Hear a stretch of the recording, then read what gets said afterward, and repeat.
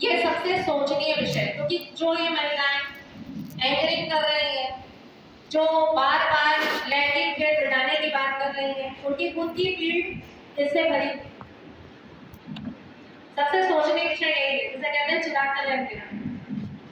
कि वो जहाँ पे हैं, जिन अधिकारों के लिए लड़ रही है, वहां पर किसी दूसरे को उभरने या मौका देने की जब बात होती है तो नहीं हो पा रहा, चाहते हुए भी नहीं कर पा रहे। यह समस्या का मूल कारण ही यही है कि हम जानकारी तो सब रखते हैं, लेकिन जब उसको अमल करने की बारी आती है तो हम पीछे हट जाते हैं। ये हो गई विद्या मुंशी जी की बात। इसके बाद में बिमला पाटिल, द टेलीग्राफ सबसे चर्चित अंग्रेजी अखबार है। 1959 से लेकर 1993 तक ये इस पत्रिका के संपादन, उप संपादन और संपादन का डेस्क से जुड़ी रही। पहली महिला फोटोग्राफर हुमायूं व्यारवाला, पहली महिला फोटोग्राफर। इन्होंने प्रथम स्वतंत्रता दिवस की पिक्स ली। उन पुरुष फोटोग्राफर्स के बगल में खड़े होकर बिल्कुल उन्हें झिझक नहीं हुई और उन्होंने वहां से कैप्शंस के साथ फोटोशूट किया।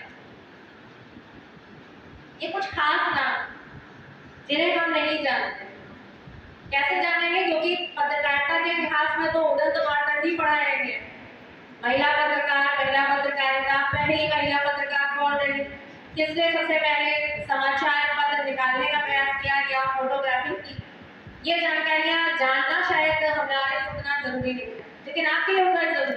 अगर आप इस क्षेत्र को चुन रहे हैं तो आपको भी ये जानना पड़ेगा कि इस क्षेत्र में संभावनाएं और चुनौतियां कहाँ पर आपके सामने मुख बाएं खड़ी हैं। आजादी के पश्चात कुछ स्थिति सुधरी। टाइम्स ऑफ इंडिया में उषा राय जी हैं, उन्होंने संवाददाता डेस्क को संभाला। प्रभा दत्त ने हिंदुस्तान टाइम्स को संभाला। प्रभा दत्त की सबसे खास बात, इंडो पाक युद्ध के समय 1965 की पूरी कवरेज उन्होंने की। उस समय मीडिया का संचालन कम था, सिर्फ रेडियो पे समाचार सुनते थे। आपको देखा माल का विवरण सारा का सारा प्रभा दत्त ने हिंदुस्तान टाइम्स को लिख करके दिया। तो पहली युद्ध की जो कवरेज थी, जो लिखी गई, वो प्रभा दत्त के द्वारा की। दिल्ली स्टेटमेंट्स ने राज चावला को पहली बार उप संपादक के रूप में कार्यभार दिया। ये भी आजादी के बाद ही हुआ 1965 के आसपास। तो आप देख सकते हैं कि समाचार पत्रों का इतिहास तो बहुत पुराना है, लेकिन महिलाओं ने इस क्षेत्र में जिस प्रकार से अपने कर्तव्यों को संभाला है, उसमें क्षणिक अंतर आता चला गया है। अमिता मलिक, रानी छावड़ा, तवलीन सिंह, अंजलि मुखर्जी, इंद्राधर चौधरी, कई नामी नाम हैं जिन्होंने प्रिंट मीडिया में बहुत नाम कमाया। प्रिंट मीडिया को आप नहीं जान पाते, उसका कारण इलेक्ट्रॉनिक मीडिया के नाम आपको बाय मिनट शक्ल दिखाई दे जाती है। अगर आप उनकी शक्लों को साइट पे देखेंगे, टीवी पे देखेंगे, तो आप तुरंत पहचान जाएंगे कि ये तो अंजना कश्यप है, ये तो चित्रा सिंह है, ये तो मीमांसा मलिक है, वगैरह वगैरह। लेकिन जो डेस्क वर्क कर रही स्त्रियां हैं, जो प्रिंट मीडिया को संभाल रही हैं, उनको आगे बढ़ने का अवसर नहीं मिलता। उनके नाम कहीं भी रिलेट नहीं किए जाते। हाँ, जब कभी कोई इंटरव्यू होता है या कोई जानकारी होती है, तब जाकर के आपको उनके नाम मिलते हैं। तवलीन सिंह का नाम आप जान सकते हैं, न्यूज़पेपर्स में फिर फोटो उनका नाम छपता है और नारी विषय जितने भी मामले हैं या उनसे जुड़ी हुई जितनी भी जानकारियां हैं, उन पर उनके विशिष्ट ब्लॉग छपा करते हैं। इसम के पोस्ट पे आपको लगभग हर समाचार पत्र में तवलीन सिंह के आर्टिकल्स मिलते हैं। निर्जा चौधरी, इन्होंने 1972 से निरंतर हिंदुस्तान टाइम्स के लिए लेखन किया है। सबसे चर्चित नाम साहित्य जगत में भी है और पत्रकारिता के क्षेत्र में है मृणाल पांडे। इन्होंने साप्ताहिक हिंदुस्तान, दैनिक हिंदुस्तान के संपादकीय दायित्व को बखूबी संभाला। पीटीआई की, प्रेस ट्रस्ट ऑफ इंडिया के बोर्ड की वो अध्यक्ष सदस्य भी रही है और प्रसार भारती की चेयरमैन के रूप में भी आप उन्हें जानते हैं। मृणाल पांडे अपने व्यवहार, अपनी सौम्यता और अपने चुटीले लेखन के लिए जानी जाती है। उनके संपादकीय बहुत विशिष्ट होते हैं। उन्होंने एक नया वर्चस्व दिया। पहली बार किसी महिला ने संपादक पद को प्रिंट मीडिया में ढंग से प्रस्तुत किया और वो भी मृणाल पांडे। उनकी खासियत यही थी कि वो साहित्य से जुड़ी हुई, इंग्लिश हिंदी दोनों का ज्ञान था, तो वो हर एक खबर को, उसके हर एंगल को समझती थी और उसे भाषिक अंतरण के साथ प्रस्तुत करने का लक्ष्य भी उनका सदैव रहता था। एक और चर्चित नाम है, वो है चित्रा सुब्रमण्यम। इनका योगदान है कि इन्होंने बोफोर्स कांड को उजागर किया। वही बोफोर्स कांड जिसकी वजह से कांग्रेस आज भी पिस रही। उस बोफोर्स कांड का वो उजागर करने वाली महिला पत्रकार थी। खोजी पत्रकारिता में पहला नाम जो मिलता है वो चित्रा सुब्रमण्यम का। तो सिर्फ अंजना ओम कश्यप और चित्रा सिंह तक ही आप सीमित ना रहे। इन नामों को भी जाने कि ऐसी कौन सी महिला पत्रकार रही है जिन्होंने ऐसे बड़े बड़े कदम मैम ये जो हुआ था कांड, इस कांड में था क्या, मतलब क्या ये उजागर की थी, मतलब उसके संबंध में बताइए। ये जो सरकारी तोहफे थी उसको लेकर जो उसको लेकर के जो दिक्कतें आई है, मतलब ब्रांड न्यू सामान के बजाय हमने सेकंड हैंड मटेरियल खरीदा फर्स्ट हैंड के दाम पे। तो उसमें जो पैसा मिला है या उसमें जो घोटाला हुआ है उसको उस बोफोर्स कांड को उन्होंने उद्घाटित किया। मधु त्रिनाथ, खोजी पत्रकारिता में इनका भी बड़ा नाम है। एक नया नाम इसमें उभर कर आ रहा है और अगर आप लोग टाइम्स नाउ देखते होंगे तो उसमें आपने देखा होगा एडिटर इन चीफ है नाविका कुमार। तो उनके भी विचार, उनका लेखन ये भी काफी उत्तेजक है और काफी लंबे समय से पत्रकारिता में जुड़ी है। पहले प्रिंट मीडिया में भी और प्रिंट मीडिया के बाद अब इलेक्ट्रॉनिक मीडिया में एडिटर इन चीफ की पोस्ट को संभाल रहे हैं। अगर आप इसी क्रम में देख लें तो जितने भी आपके न्यूज चैनल हैं उसके एडिटर इन चीफ पुरुष हैं।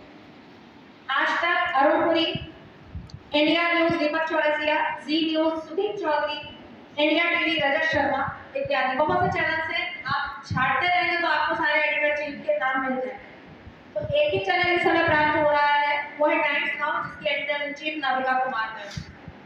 इससे पहले अलका सक्सेना मैम रही है। 1993 से लेकर 2000 तक उन्होंने जी न्यूज में एडिटर इन चीफ की पोस्ट संभाली। तो नाम बहुत है, सिर्फ वहीं तक सीमित ना रहिए जो दिखाई दे रहे हैं, उसकी पूरी बैक हिस्ट्री को भी जानना आपके लिए बहुत जरूरी है। इंग्लिश इंडिया टुडे की संपादक है Shivani Gupta. Down to earth Sunita Narayan. Sunita Narayan के नाम से आप लोग काफी परिचित होंगे क्योंकि पर्यावरण के ऊपर उन्होंने बहुत वर्क किया, बहुत ज्यादा उनका कमांड रहा है पर्यावरण। और जो 5 जून आप लोग मनाते हैं उन्हीं की बदौलत मनाते हैं। तो सुनीता नारायण जिस मैगजीन की संपादिका है वो है डाउन टू अर्थ, जहां वो पर्यावरण और वन स्थिति इन दोनों परिस्थितियों को लेकर के पूरी की पूरी कंट्रोलिंग करती है। और ये पत्रिका पूरी तरह से एनवायरमेंटल पत्रकारिता, मतलब पर्यावरण की पत्रकारिता में करती। पर्यावरण पे जो जो असर पड़ रहे हैं, जो जो उसमें समस्याएं आ रही हैं, हम कैसे उसका निराकरण कर सकते हैं, ये सुनीता नारायण प्रस्तुत करती है। सुनीता नारायण बहुत बार टीवी पे भी आती है जब ऐसी कोई बात होती है जो परिस्थिति से जुड़ी रहती है या पर्यावरण से जुड़ी रहती है तो अक्सर उनको बाइट के लिए बुलाया जाता है। प्रिंट मीडिया में और भी कई नाम हैं जो लेखकीय दृष्टिकोण से बहुत ही जाने जाते हैं और ज्यादातर अंग्रेजी में। शोभा डे, वर्तिका नंदा जो है वो एनडीटीवी इंडिया के लिए भी वर्क करती है, उसके साथ साथ में प्रिंट मीडिया से जुड़ी हुई है। शारदा ओगरा, भाषा से, ये इंग्लिश पत्रकारिता की, अंग्रेजी पत्रकारिता के कुछ नामचीन नाम। अगर आप इलेक्ट्रॉनिक मीडिया में देखें तो इलेक्ट्रॉनिक मीडिया में भी कई नाम, बरखा दत्ता, शीतल राजपूत, मीमांसा मलिक, निधि कुलपति, ऋचा अनिरुद्ध, सिक्ता देव, निवेदिता, नवजोत, चित्रा सिंह, अंजना ओम कश्यप, श्वेता सिंह, कादम्बरी शर्मा, नीलम शर्मा आदि। तो नाम कई है, आप अगर गिनना चाहें तो ज्यादा से ज्यादा अगर आप पूरे नामकरणों को मिला भी लेंगे तो 50 के अंदर। और वही अगर आप पुरुष संवाददाता, पुरुष एंकर, इन सबको और पुरुष एडिटर इन चीफों को जोड़ना चालू करेंगे तो हजारों से ज्यादा बड़ी संख्या है। तो समस्या कहाँ आती है? ऐसी कौन सी चुनौतियां हैं जिनकी वजह से महिला पत्रकार इतनी योग्यता होते हुए भी उन पोस्ट तक नहीं पहुंच पा रही हैं, उन पदों तक नहीं जा पा रही है जहां पर उनको जाना चाहिए? कई समस्याएं, अगर आप किसी भी जॉब फील्ड में देखें तो बहुत सी समस्याएं इसलिए क्या गया है। इसलिए क्या कहा जाता है टीचिंग बारे में सबसे सिक्योर है, इतना समय तक फिर तुम्हें घर आना है तो घर के काम करना। लेकिन पत्रकारिता का फील्ड ऐसा है जिसमें आपको 24 आवर्स देने, सातों दिन 24 आवर्स, आपकी प्राइवेट लाइफ, आपकी पर्सनल जिंदगी सब खत्म। आपका पूरा का पूरा समय अपनी उसी डेस्क फील्ड पे या फील्ड वर्क में ही बीत जाता है।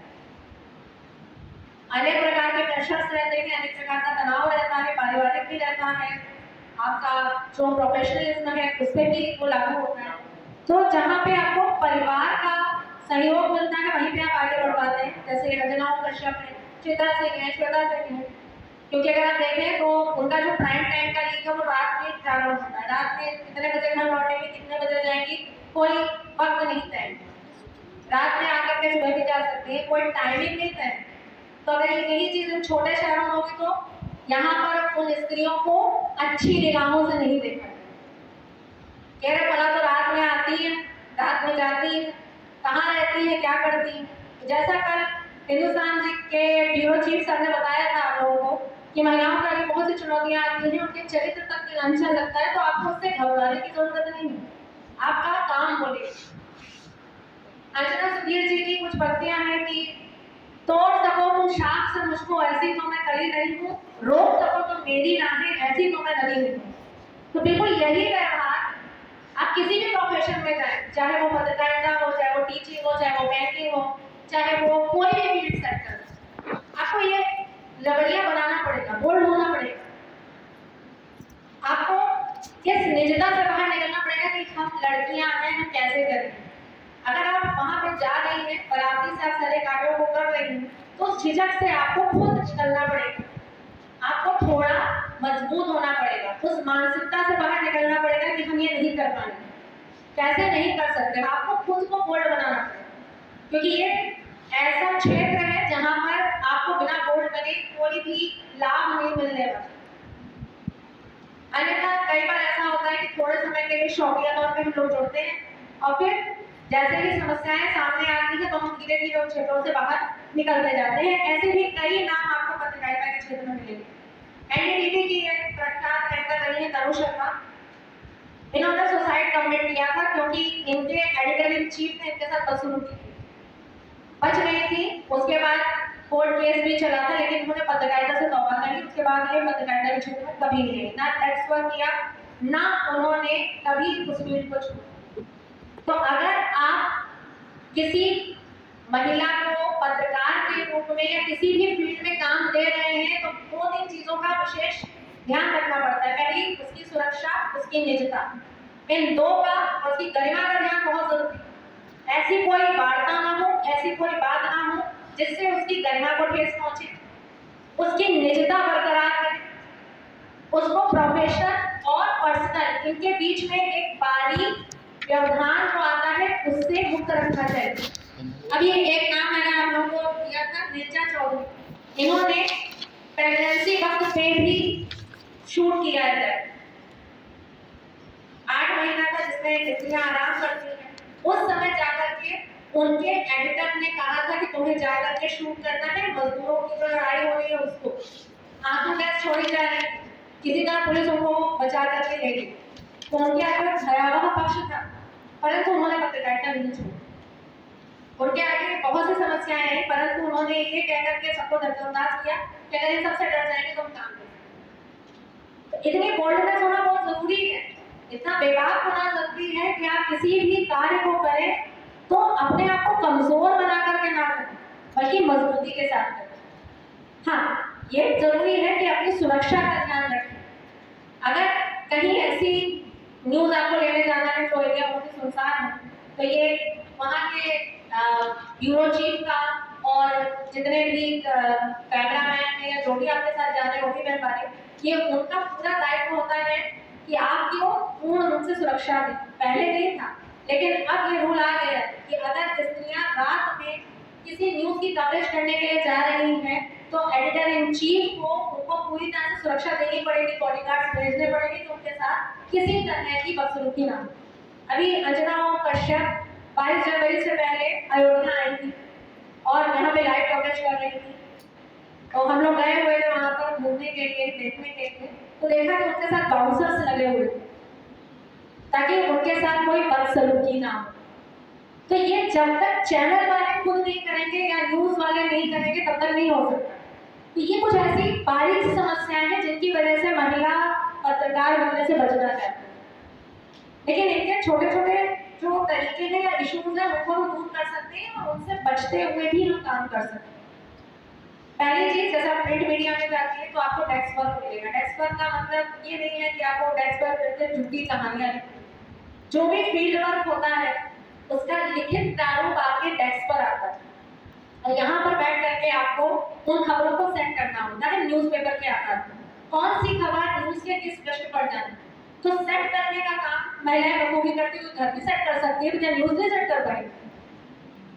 तो ये विश्वास उन स्त्रियों पर व्यक्त किया जाता है। तो जितना भी डेस्क वर्क होता है वो स्त्री पत्रकार ही संभालती है। और इसके अतिरिक्त कुछ ऐसी भी चीजें हैं जिनको आपको जानना बहुत जरूरी है अगर आप इस फील्ड में जाना चाहते हैं। विवाह के उपरांत अपने कर्तव्य को दायित्वों को निभाना, ये नहीं कि विवाह हो गया तो हम अपनी फील्ड वर्क को छोड़ दें। ज्यादातर समाचार पत्र और जितने भी ये इलेक्ट्रॉनिक चैनल्स हैं विवाह के उपरांत स्त्रियों को वर्क पे नहीं रखते, क्योंकि वो ये दलील देते हैं कि आने वाले समय में कहेंगे कि भैया बच्चा बीमार हो गया, घर में ये हो गया वो हो गया, तो हमारा तो काम सफर कर जाएगा, हमें तो रोज न्यूज चाहिए। तो अगर आपने इस फील्ड को चुना है तो मैनेज आपको करना पड़ेगा, घर भी मैनेज करना है, आपको अपनी वर्क फील्ड को भी मैनेज करना है। ये चुनौती है, बहुत बड़ी चुनौती।